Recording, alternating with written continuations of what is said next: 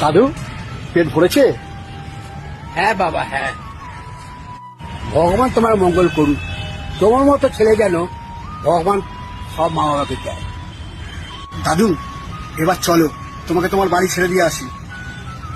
না বাবা না, তুমি চলে গেলে আমাকে ওরা মারবে। জানো বাবা, আমার সারা গা তো ব্যথা। ঠিক আছে দাদু, তাহলে আমি আসছি। আমাকে অনেক দূরে যেতে হবে। দাদু, আমার সামর্থ্য অনুযায়ী তোমাকে 500 টাকা দিলাম। খিদে পেলে কিছু খেয়ে নিও। আমি আসছি দাদু, ভালো থাকবে।